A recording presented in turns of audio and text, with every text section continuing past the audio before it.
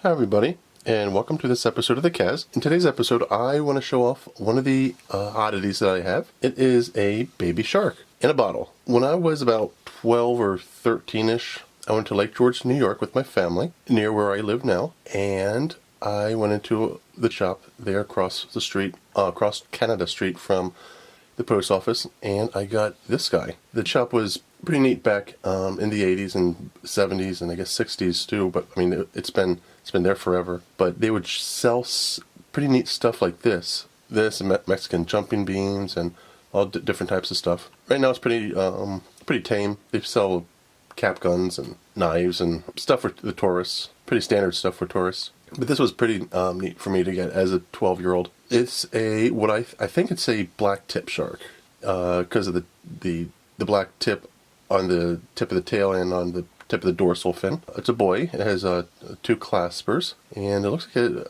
I'm not sure how it died, honestly. It's like one of those things where it's like pretty much like you don't ask. But it has a little umbilical on its underneath its neck there. But it has the word shark on the bottom of the cork there. And it's just something that I've kept over the years. It's pretty neat, pretty weird thing to have. I'm assuming that it's in formaldehyde or some sort of preservative because it's been in here for the past basically 30 years or so. It has a little knob there on the back of its dorsal fin, which I was always wondering if it's some sort of thorny defense mechanism. But I've always loved sharks. Sharks are one of my favorite animals, cats and sharks. And I'm honestly not sure about the coloring on the back there. There's some white dots going down the back. But I am assuming that this is a black tip shark. But Lake George is a neat place to live by. It's a vacation community. It's a tourist community. The only drawback, which me being now a local, is that we do have to tolerate what we call the downstaters, the people from the New York City area every summer, but they bring in the money, so pretty much we have to tolerate them for about 3 months or so, and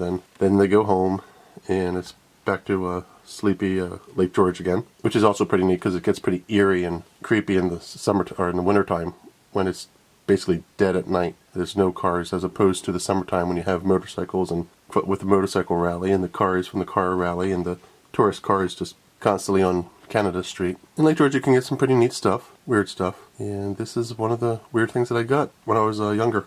I also want to show you my shark jaws. Now these I got when I was young also. I think I was probably around 10 or so. I think I was about 10, 8, somewhere around there. I think one of my grandmother's sisters got it for me. My Aunt Marion lived in the Myrtle Beach area, so I think she got me a megalodon tooth, which I've since lost. I have to really I want to find that one. I'm not sure where that is. And I got these jaws here, these shark jaws. It's pretty neat. It shows all the rows of teeth there. It's a pretty standard thing that I guess you would get down in the Myrtle Beach area for tourists. I've had this on my shelves over the years. Thanks for coming to this episode of the Kaz. Thanks for letting me share with you my love of sharks and some of the oddities that I have. Please like and subscribe, and I will see you next time.